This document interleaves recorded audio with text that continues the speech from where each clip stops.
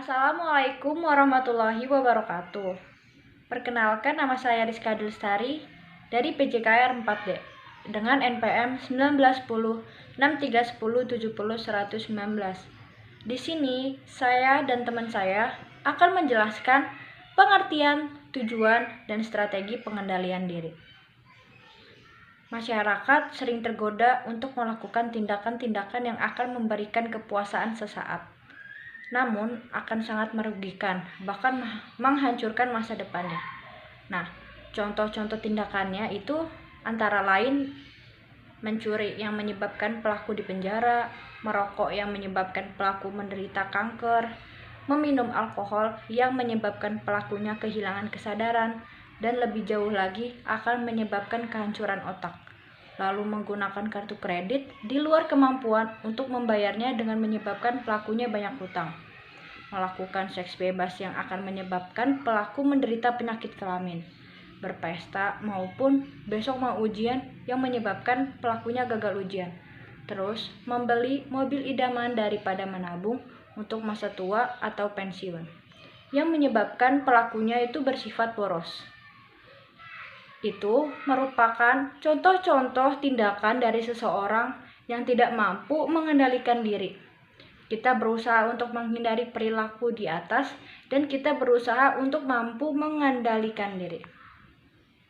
Menurut Love, self-control as the choice of the large more delay outcome. Atau dalam memaknai pengendalian diri lebih menekankan pada pilihan tindakan yang akan memberikan manfaat dan keuntungan yang lebih luas dengan cara menunda kepuasan sesaat. Lalu, dalam bahasa umumnya, pengendalian diri adalah tindakan menahan diri untuk tidak melakukan perbuatan-perbuatan yang akan merugikan dirinya di masa kini maupun di masa yang akan datang. Kerugian itu bentuknya macam-macam, mungkin sakit badan, sakit hati, bangkrut, gagal dalam mencapai cita-cita, dan tidak dipercayai oleh orang lain. Assalamualaikum warahmatullahi wabarakatuh. Perkenalkan, nama saya Nurul Aini dari kelas PJK 4D dengan NPM 191063310701111. Di sini saya akan melanjutkan materi dari teman saya. Dalam bahasa agama, pengendalian itu adalah upaya untuk menjaga diri dari perbuatan-perbuatan yang dilarang oleh agama. Allah memerintahkan kepada kita untuk menjaga diri dari keluarga kita dari api neraka. Islam menyuruh kita untuk mengendalikan diri dalam menghadapi ujian dan cobaan. Sebab dengan ujian dan cobaan menyebabkan manusia dengan mudah tergelincir banyak orang mengaku muslim dan beriman. Setelah diuji iman dan agamanya oleh Allah dengan berbagai cobaan, ternyata ia lemah dan terjerumus dalam lembah kesesatan.